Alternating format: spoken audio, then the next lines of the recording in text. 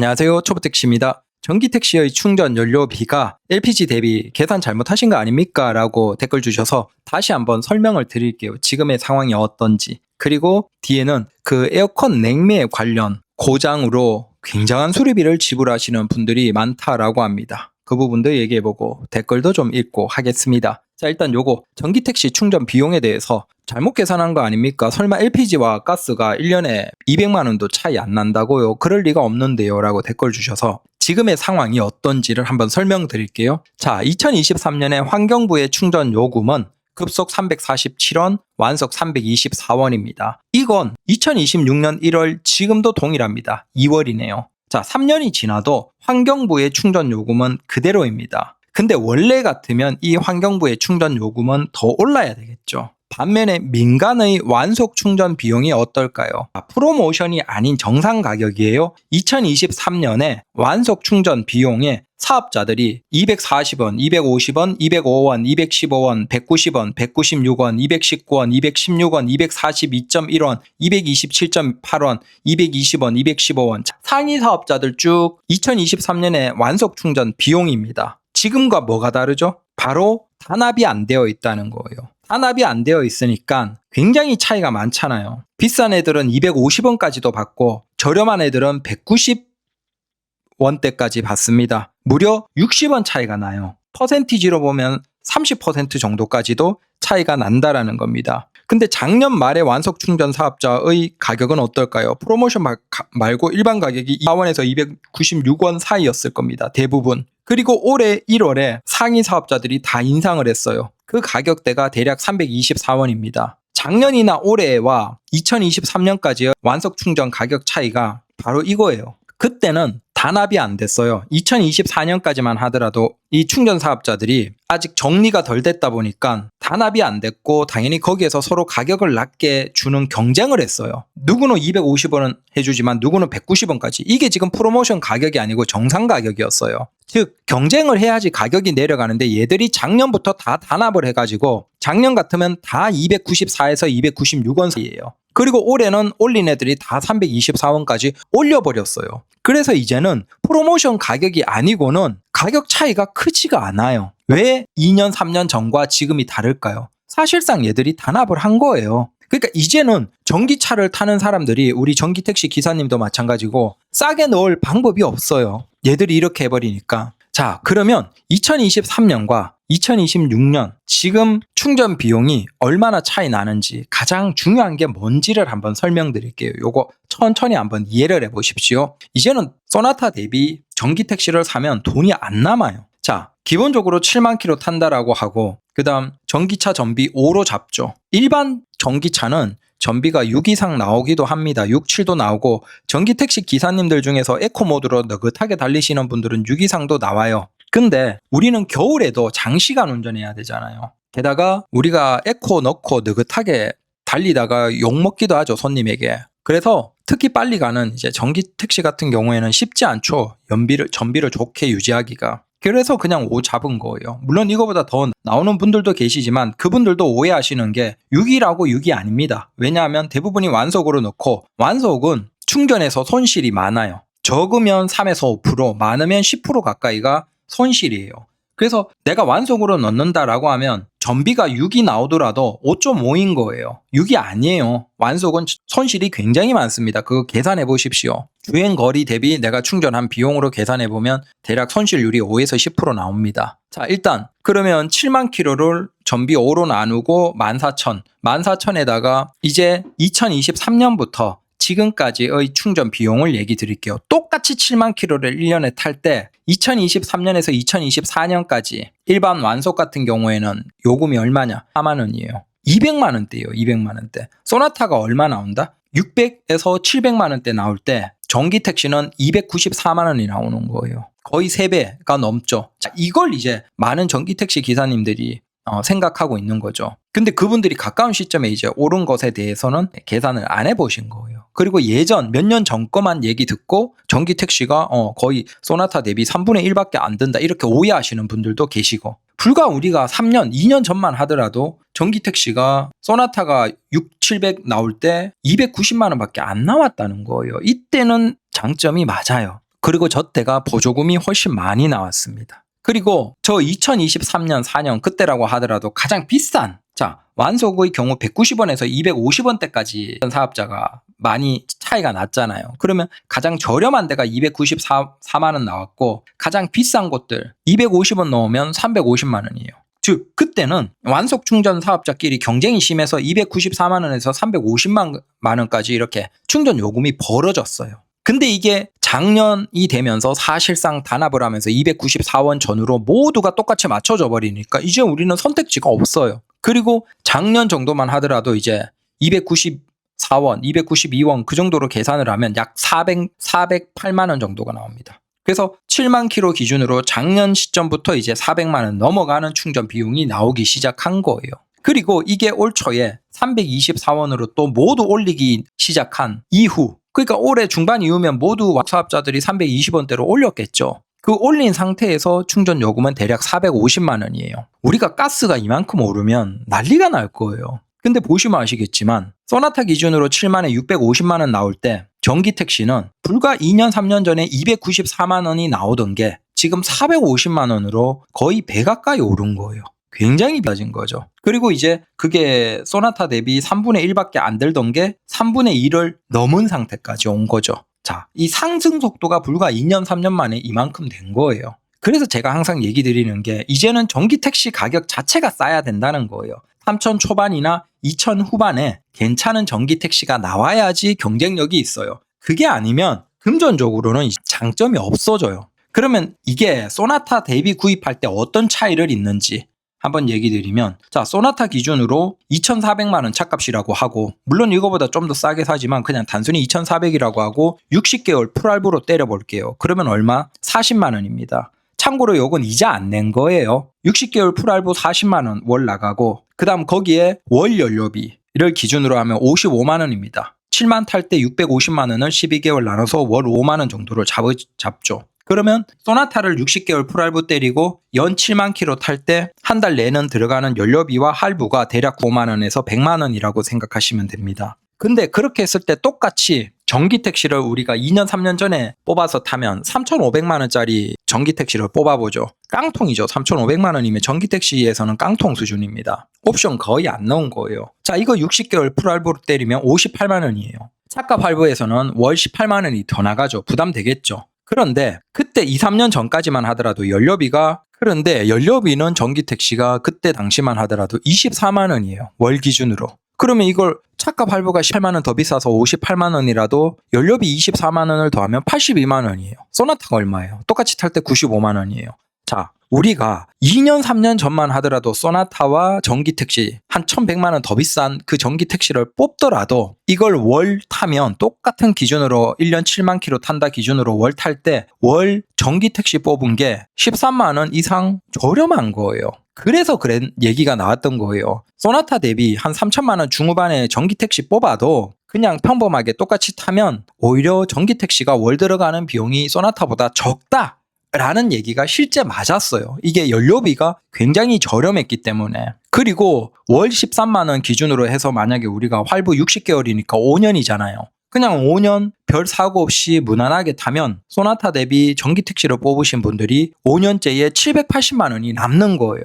그러니까 소나타 살 거보다 전기 택시 사는 분들이 많았던 거예요. 타면서 돈 버니까 소나타보다 더 돈 벌고, 근데 소나타보다 빠르고 조용하고 잘 나가고 진동 없고 장점도 많은데 심지어 3년 5년 타면 몇백만 원 이상 돈이 남으니까 이걸 안 할 이유가 어디 있겠습니까? 당연히 하는 거죠. 근데 지금 상태가 어떠냐? 몇 년 전에 뽑는 게 아니고 이제 올해 뽑는 분들은 어떻게 되는지 보시죠. 똑같이 완속이에요. 소나타는 똑같아요. 95만 원. 근데 전기 택시 500만 원 기준으로 월 할부가 58만 원이죠. 근데 문제는 연료비가 지금 324원까지 오른 완속 기준으로 약 37만 원까지 오른 거예요. 그러면 이렇게 계산하면 이제 어떻게 되냐? 소나타와 전기 택시가 월 내는 비용이 똑같아져요. 우리가 5년이나 6년 동안 아무런 문제 없이 탔을 때 남는 비용에서는 전기 택시가 장점이 있겠죠. 값이 훨씬 비싸니까 중고 가격도 비쌀 테니까. 근데 여기에서 중요한 게 뭐냐? 전기 택시가 아무런 사고가 없었어야 돼요.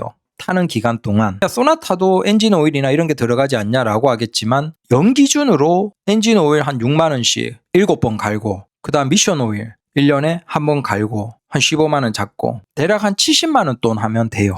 그러니까 그거 하면 250에서 300만 원 정도 들겠네요. 5년 정도 탄다라고 생각하면. 그래서 전기택시가 아무런 사고가 나지 않으면 차 처분하고 대폐차 할 때 차값에서는 이제 조금의 차이를 만들어내면서 이득을 볼 수는 있어요. 하지만 그렇게 되려면 사고가 없어야 되겠죠. 어차피 저렴한 소나타는 중고 감가도 덜하고 사고 나봤자 감가되는 부분은 적어요. 하지만 전기택시 같은 경우에는 사고 이력이 있으면 중고값이 똥값이 돼요. 매입가가 똥값이 되기 때문에 훨씬 낮은 가격으로 우리가 대폐차를 할 때 처분을 해야 돼요. 그리고 이건 수출도 잘 안 나가니까 국내 시장에 이미 차는 전기택시 엔카 같은 데 가면 굉장히 많습니다. 이게 누적되어서 많기 때문에 사실 시장에서 수요가 적어요. 그래서 이게 단순히 이걸 차 처분하는 게 아니고 우리가 2년 3년 전만 하더라도 그냥 전기택시를 탄다는 것 자체가 소나타 대비 월 돈이 남아요. 10만 원, 20만 원, 30만 원씩 남았어요. 그게 5년치 하면 거의 700, 800만 원 돈이 넘기 때문에 그것만 하더라도 사실 돈을 버는 셈이죠. 하지만 이제 단순히 차를 타면서 연료비로 절감액은 없어진 거예요. 다만 대폐차 할 때 남는 가격이 좀 더 높다 뿐인데 그건 전기택시에서 아무런 문제가 없을 때 가능한 것이죠.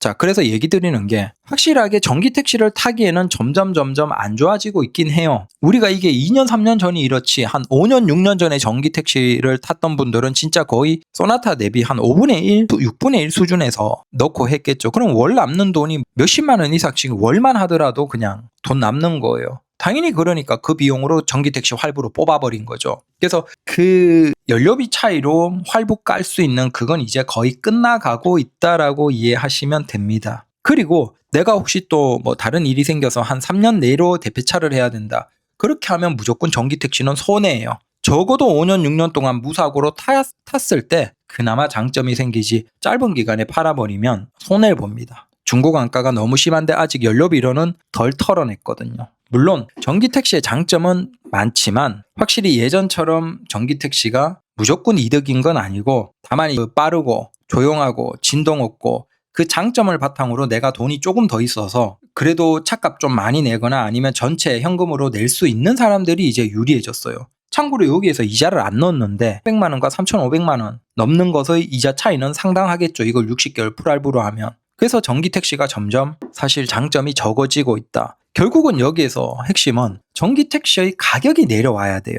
근데 지금 국내 국산차 같은 경우에는 전기택시의 가격을 내리지 않고 있고 결국 우리가 기대할 수 있는 게 테슬라나 BYD 같은 것들을 용기 있는 기사님들이 뭐 사주겠죠. 그런 것들을 사는 소비자들이 증가하면서 국산 자동차 회사도 긴장감을 느끼고 전기택시를 싸게 내주는 정책으로 가야 돼요. 그게 아니고는 지금 방법이 없습니다. 그래서 이런 상황이다라고 이해를 하시면 됩니다. 자, 엔진 오일이나 다른 비용도 추가해야 됩니다라고 댓글 주셨는데 맞긴 맞죠. 한 6, 7만 원 넣고 그다음 브레이크 디스크 한 10만 정도에 또 갈아야 되고 10몇만 원 잡고 미션 오일 한 7, 8만에 갈고 그것도 한 15만 원 돈 잡고 그러면 사실 전기택시는 한 10만 타는 동안 거의 들어가는 게 없어요. 감속기 한번 갈겠네요. 한 10만 원 잡고 반면에 가스 소나타 같은 경우에는 한 돈 100 정도 들어가야 됩니다.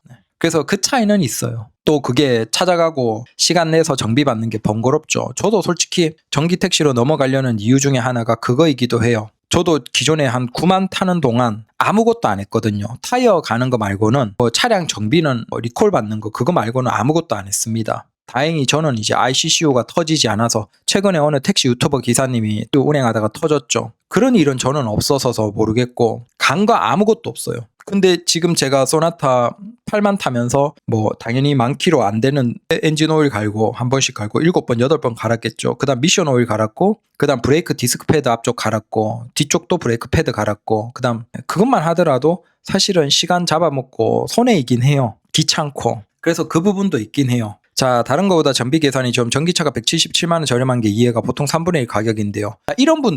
이런 분들이 있겠죠. 지금 어떤 분들이 가장 저렴하냐 하면 자기 집, 단독주택이나 빌라인데 거기에서 완속 충전 중에서도 아주 저렴한 가정용 이용해서 넣는 게 있어요. 그분들은 지금도 거의 90원에서 110원 사이에 넣습니다. 근데 그게 되려면 일단 내 집이거나 아니면 뭐 빌라 같은 데서 다른 세대에게 다 동의를 받고 주차장 한 켠에 설치를 해서 나만 주차하는 식으로 써야 돼요. 근데 그건 일반적인 분들은 불가능하잖아요. 그리고 아파트에 사는 분들도 불가능하고. 그래서 지금도 3분의 1 가격이다라고 하는 분은 굉장히 특이한 소수의 분들이에요. 평범하게 아파트를 살거나 일반적인 급속을 넣는 분들은 아예 불가능하고, 집밥 없어서 급속 넣는 분들 계시죠. 그건 아예 불가능하고, 그다음 완속이라도 일반 아파트 완속이 아닙니다. 아파트 완속은 지금 다 320원대로 올라가고 있습니다. 얘들이 단합을 해서. 전기차 운송 비용 절감은 이젠 힘들죠. 앞으로도 계속 전기 충전료 오를 겁니다. 맞습니다. 이게 가장 무섭죠. 자, 2, 3년 전과 해서 지금 어때요? 불과 2년에서 3년 만에 이만큼 올랐어요.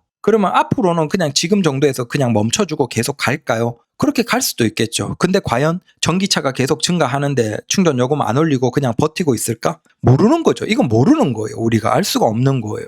그런데 문제는 오른다고 그걸 우리가 막을 방법도 없어요. 자, 지금 택시에서 보조는 유일하게 가스만 나옵니다. 아주 소수의 지역에서 디젤을 쓸 수밖에 없는 곳들. 그런 지역에서 디젤도 보조가 나오지만 기본적으로 택시는 가스밖에 보조가 나오지 않아요. 전기 택시에 대한 충전 비용 보조에 대해서는 얘기가 나오고 주장이 나오고 있지만 사실 쉽진 않을 겁니다. 자, LPG 하이브리드가 게임 체인저인데 이놈들이 법인 택시까지 테스트 다 해놓고 출시를 안 함. 이게 가장 우리가 좀 짜증나는 거죠. 자, 이게 뒤에 댓글 주신 게 똑같은 내용이 있습니다. 그때 얘기를 한번 해볼게요. ICCO 고장과 충전의 불편함, 사고 시의 수리의 어려움, 아직은 가스차가 마음 편한 것 같네요. 맞습니다. 이게 또 반대로 생각하면 그렇죠. 아까 제가 앞에 얘기 드린 것처럼 전기 택시는 사실 일반적인 경정비가 거의 없습니다. 엔진 오일 없고 미션 오일 없고 그다음 브레이크 디스크 패드 거의 닳지가 않아요. 그러다 보니까 유일하게 들어가는 게 한 8만에서 10만 사이에 감속기 오일 교체. 자, 요 정도 많이 있습니다. 그러면 그게 뭐 20만 킬로 해봤자 2번 혹은 3번 정도밖에 안 가는 거죠. 그거 외에는 뭐 차량의 문제라서 리콜이나 뭐 그런 것들 제외하면 경정비가 없어서 그 정비 받으러 가는 시간, 노력, 그게 없어요.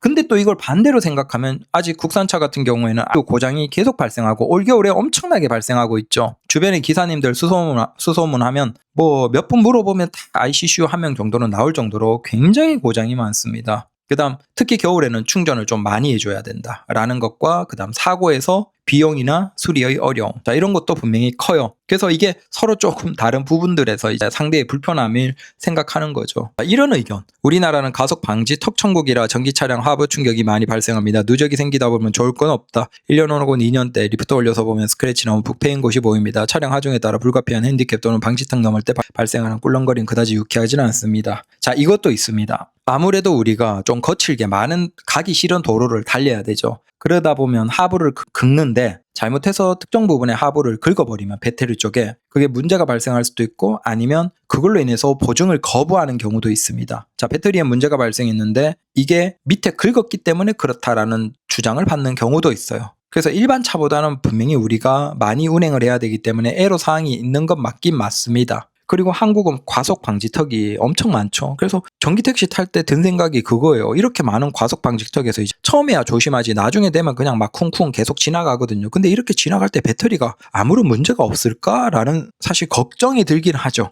그리고 일반 차량보다는 전기 택시가 확실히 과속 방지턱을 오르고 내릴 때 약간은 그 특유의 불편함이 있습니다. 이게 판이 완전 꽉 이렇게 틀어 잡힌 형국이라서 허리가 조금 더 불편합니다. 자, 이건 전기 택시를 사시기 전에 혹시 허리가 안 좋으신 기사님들은 그 쏘카나 이런 걸로 전기차를 그 렌탈할 수 있잖아요. 짧게. 그러면 그걸 짧게 해서 초등학교 근처나 이렇게 과속 방지턱 있는 곳을 많이 지나가 보세요. 그러면 무슨 얘기인지 아실 겁니다. 이게 하부에 배터리가 있고 이게 완전 꽉 잡고 있기 때문에 과속 방지턱을 지날 때 쾅 올라가고 쾅 내려가는 굉장히 특이한 느낌이 있어요. 이게 일반적인 가스차를 타면 이렇게 불편하지가 않습니다. 허리가. 그래서 요건 꼭 경험해 보시라. 딱 제 고민과 같네요. 새벽 서너 시쯤 아파트 충전기 다 찼습니다. 전기차냐 가스차냐 고민됩니다. 그렇죠. 이것도 얘기 드린 것처럼 지금 정부 입장에서는 전기차의 숫자를 늘리려고 노력하고 있어요. 그래서 아파트에서도 의무적으로 이제 그 완속 충전기를 계속 늘리긴 하겠지만 그 속도가 전기차의 증가를 지금 못 따라오고 있어요. 특히 한국 같은 경우에는 주차장 자체가 부족하잖아요. 공동주택에서. 그러다 보니까 우리 아파트도 작년까지만 하더라도 이 정도로 꽉 찬 건 아니에요. 오히려 새벽에 들어오면 전기차 충전 자리는 남아있고 그랬거든요. 근데 지금은 아예 없습니다. 그만큼 전기차가 빠르게 늘어나고 있다는 거예요.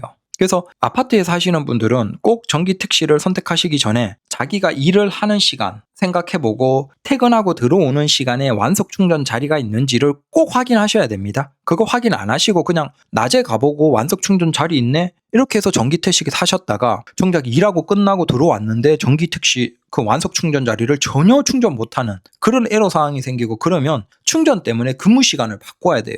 말이 안 되겠지만 그게 아니면 그냥 나가서 완속을 급속으로 충전해야 되는 거죠. 아파트에 완속이 있음에도 불구하고 내 근무 시간에 안 맞아서 어쩔 수 없이 일하는 시간에 급속을 충전해야 되는 에러 사항이 생길 수도 있습니다. 그래서 예비 기사님들은 전기택시 구입하기 전에 내가 낮에 운행하든 밤에 운행하든 끝나고 들어오는 시간대에 자리가 있는지를 꼭 확인하시라. 제가 직접 겪어보니 집밥 있어도 이런 겨울에 충전 한 번은 더 해야 한다. 새벽에 들어오면 충전 자리도 없다. 자, 이런 똑같이 경험하시는 분들 있죠. 그리고 주행 가는 거리 조금 짧다라고 하면 겨울에는 거의 한 부지런히 타시는 분들은 한 번 더 충전해야 돼요. 겨울 정도면 보통 한 300에서 350km는 타게 나오는데 문제는 이게 완전 제로 그러니까 한 10% 미만까지 가면 안 좋거든요. 그러니까 10%에서 15% 정도 되기 전에 한번 충전을 해야 돼요. 그러면 우리가 한 300km 부지런히 타시는 분들은 타잖아요. 그 300 타버리면 얼마 안 남는 거예요.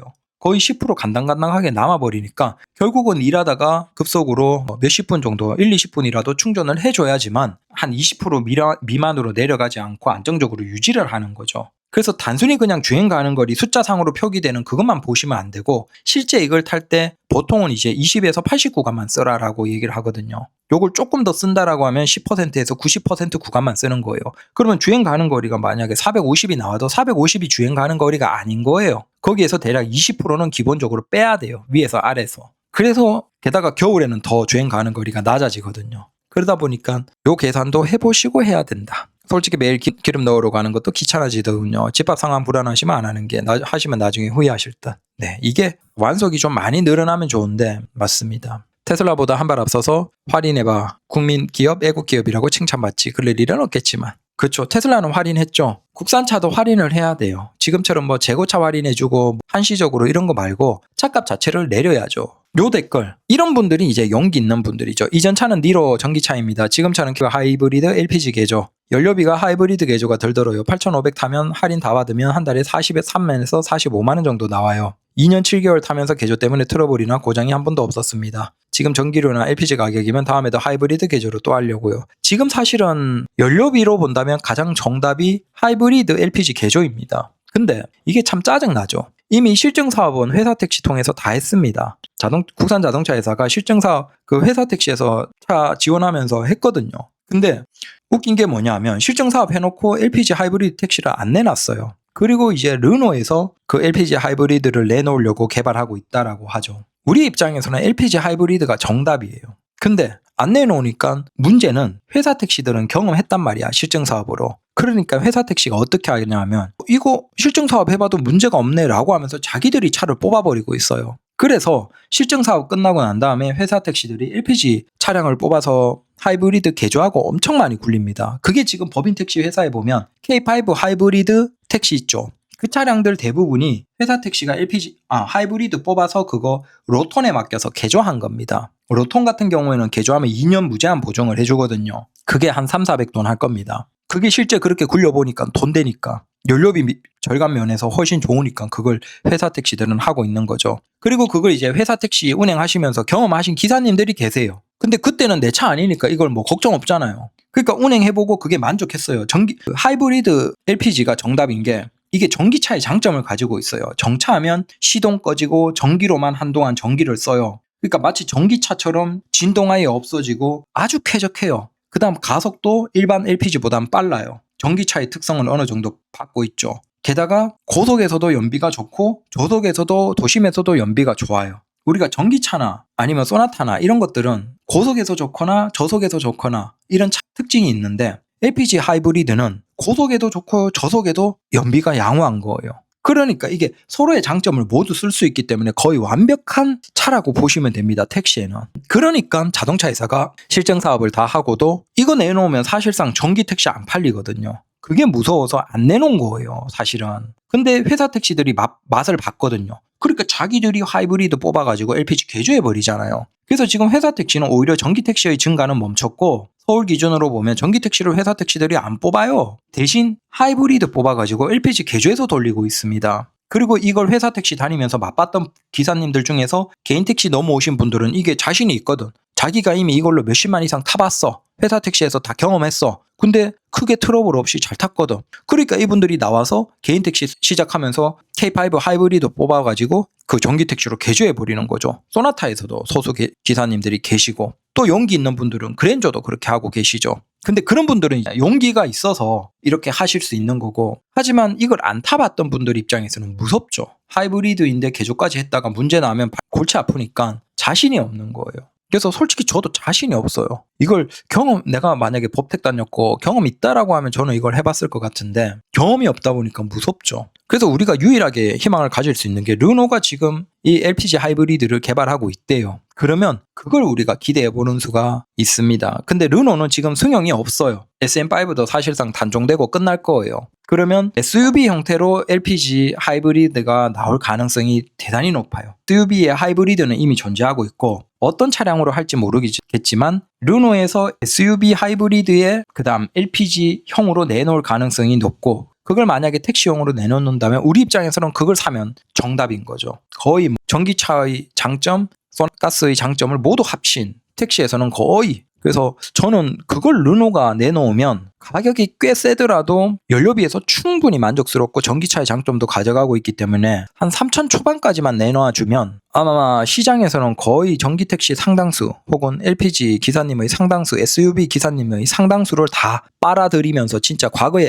택시에서 엄청나게 점유율 많이 가져갔을 때가 있죠. 초기에 M5. 그때의 다시 한번 재현이 나오지 않을까라는 생각도 해봅니다. 다만 그게 지금 뉴스상으로 보면 아직은 시간이 좀 걸릴 것 같아요. 몇 년 걸린다는 얘기가 있어요. 그래서 그게 나오면 대박을 치지 않을까. 아마 르노에서 나오면 이제 아마 국산 다른 자동차 주력 회사에서도 내놓을 겁니다. 그러니까 얘들은 법택에서 다 검증을 거쳐놓고는 안 내놓고 있어. 전기차 팔아야 되니까. 그게 좀 짜증난다. 르노를 기자라는 겁니다. 이건 어느 분이 연락 주셔서, 이게 하이브리드 차, 전기차에서 준중형 차량들, 택시 있죠. 그 중에서 이런 문제가 특히 많이 발생해서 주변에 많이 수리를 했다. 그리고 이걸 찾아보니까 다른 차에서도 많이 있네요. 그래서 이건 우리가 예방할 수 있는 방법은 없습니다. 다만 조금 마음에 준비를 하고 있자라는 겁니다. 이게 뭐냐면 에어컨 냉매예요. 에어컨 냉매가 지금은 YF1234라는 신냉매로 다 전환이 됐대요. 이게 바뀐 이유에 대해서는 의견이 다양합니다. 이게 친환경인 것이 있다라는 얘기도 있고, 그 다음 이게 탄소 크레딧에 유효하다, 가능하다라고 해서 주장도 있습니다. 뭔지는 모르지만 여튼 자동차 회사들이 이 YF1234 냉매로 바꾸는데 이게 기존 시스템과 안 맞는 거죠. 그러니까 기존 시스템 에어컨 호수나 그 시스템에다가 이 냉매를 써버리니까 부식이 이런데요. 이게 수증기와 만나면 여기에서 뭔가 이물질 등이 발생하거나 아니면 부식 등이 일어난다라고 합니다. 근데 이로 인해서 호수에 구멍이 생기거나 아니면 부품에 오작동, 고장 같은 것들이 발생하는 거죠. 문제는 이걸 수리하려면 앞에 대시보드를 다 뜯어야 된대요. 그래서 비용이 어마어마하게 나오는 겁니다. 자, YF1234 냉매는 수분과 만나면 불산을 생성한다. 불산은 알루미늄 소재인 에바에 부식을 유발하고 호수에도 부식을 유발하는 거죠. 거기에서 이제 부식이 심해지면 그게 자동차의 진동이나 이런 것까지 만나면 구멍이 생기고 거기에서 가스 냉매가 새버리면, 그래서 우리가 이 신냉매를 쓰고 가스 에어컨이 시원하지 않다라는 분들이 많으세요. 그건 이미 어느 정도 새고 있는 거예요. 근데 새는 상태에서 이걸 충전만으로 하면 되냐? 이게 충전으로 해결될 수도 있고 아주 미세하게 샌다라고 하면 충전으로 해결이 되는데 그 충전조차도 이제 문제가 있어요. 왜냐하면 이게 비용이 엄청나게 비싸요. 저 신냉매, YF1234 신냉매만 자동차 한 대에 충전하는데 대략 정상적으로 서비스 센터에서는 39만 원 돈이 나온대요. 그리고 이게 싸제 업체 가도 사설에 가도 거의 30만 원 돈 정도가 나온다라고 합니다. 이거 냉매 자체가 굉장히 비싸대요. 그러니까 예전에처럼 우리가 그냥 에어컨 가스 여름 되면 이제 주입하러 가는 그걸 못 하는 거예요. 너무 비싸서 이게. 근데 문제는 뭐냐면 이 고장에서 어디가 고장이 나는지를 모르는 거예요. 이게 단순히 그 호수에 그 가스만 약간 샜다, 줄었다 라고 하면 가스 충전하면 괜찮겠죠. 근데 그게 아니고 안쪽에 부품들이 문제가 있다, 그것까지 바꿔야 되는 상황이면 지금 보시면 아시겠지만 일반적인 택시 한 대 수리하는데 사설 가면 90만 원 돈이래요. 장안평에서 주로 수리를 하는데 90만 원 돈이 나오고, 근데 정식 서비스 센터에서 하면 대략 130에서 150, 비쌀 경우 전체 다 틀어서 할 경우에는 190만 원까지도 나온답니다. 이 문제가 굉장히 많다라는 거죠. 그래서 배관 빼고 3종을 갈면 90, 근데 전체 다 해버리면 150 이상. 그리고 최대한 장안평에서 싸게 해도 90만 원 정도. 이게 문제가 뭐냐면 공인가가 엄청나게 비싸요. 부품 가격도 저렴한 게 아닌데 공임이 거의 그래서 답이 없다. 근데 문제는 이걸 예방하는 방법이 없어요. 저 냉매를 사용하는데 전체적으로 부품들이 다시 좀 강해져서 문제가 없게 만들어져야 되는데 지금 과도기에 나오는 차들은 이게 특히 문제가 있고 특히 이게 전기차 쪽 하이브리드나 전기차 쪽에서 이 문제가 많이 발생하고 있다라고 합니다. 그래서 일부 차량은 리콜이 됐어요. 하지만 다수의 차량들은 리콜이 아니고 그냥 보증기간 지나버리면 자기가 직접 수리를 해야 돼요. 그래서 특히 이게 일반 차에도 똑같이 이 냉매를 쓰기 때문에 문제가 발생합니다. 일반 차가 발생 안 한다는 게 아니고 다만 전기차에서 좀 더 이걸 적극적으로 쓰다 보니까 전기차는 이것을 히트펌프 같은 형태로도 사용을 하거든요. 그러니까 충전해서 좀 더 용이하게 하기 위해서 배터리를 데펴준다든지 관리를 하는 데 있어서 이 에어컨 관련 부품들을 써요. 그러다 보니까 오히려 이 히트나 이런 쪽에 사용하는 데 있어서 더 적극적으로 쓰다 보니까 문제가 발생할 가능성이 높은 거죠.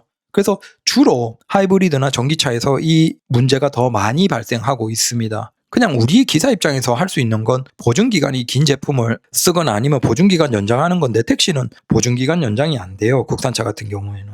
그래서 참 안타깝지만 이게 방법이 없다. 문제가 너무 많아서 혹시 전기차나 하이브리드 타시는 분들 중에서 에어컨이 갑자기 안 나오거나 차가운 바람이 안 나오거나 따뜻한 바람이 안 나오거나 그런 분들은 천천히 마음의 준비를 하셔야 됩니다. 한 100만 원 돈 이상의 최악의 상황에서는 수리비가 나올 수도 있다는 걸 생각해 두시는 게 좋습니다.